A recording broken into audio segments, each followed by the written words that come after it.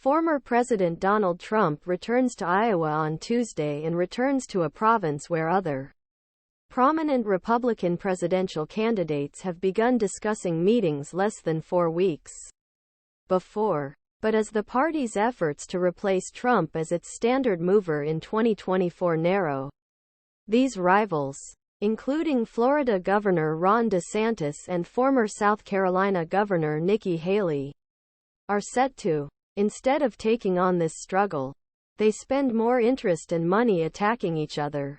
The race, in which DeSantis, Haley, former New Jersey Governor Chris Christie and others compete to be the strongest alternative to Trump, is also early voting pre-selection states. At the beginning of this week in municipal buildings in Iowa, a new poll released on Sunday showed Haley gaining serious ground against Trump in the first pre-election next month in New Hampshire. But that same night, as Altoona began her 5-day state swing in Iowa, Haley was furious about the television commercials broadcast by the bands that supported DeSantis. He told the crowd at Fireside Grill, "I didn't speak negatively about anyone. But if you have lied to win, you don't deserve win." Haley described DeSantis' opposition to offshore drilling as governor and his vote for raising the debt ceiling as a congressman.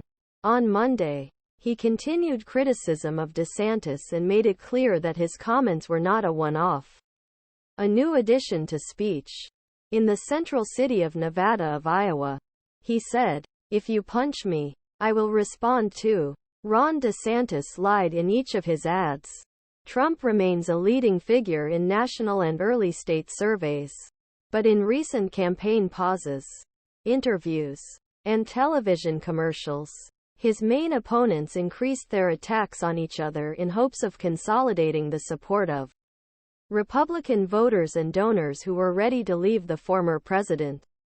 Republican strategist Jim Merrill, based in New Hampshire, said it was 2016, referring to Trump's first presidential campaign. Surveys show that Trump's competitors each have different support bases. DeSantis is strongest in Iowa. Haley has garnered more interest in New Hampshire, where Christie also forms a follower base. But it's not clear whether any of Trump's main enemies in 2016 could have done so, and whether he could seriously threaten the former president's dominion over the party. Republican strategist Gregg Keller, former chief executive of American Conservative Association, said, "I think the window is almost completely closed for Trump alternative at this point. The GOP field has already shrunk." Former Vice President Mike Pence and South Carolina Senator Tim Scott are among the candidates. But there is no indication that Haley, DeSantis, Christie, or entrepreneur Vivek Ramaswamy, who was eligible to participate in most recent GOP presidential frontline, left the race before vote was cast. Merrill said, "It is difficult to reach this decision in a situation where you do not think your allegiance is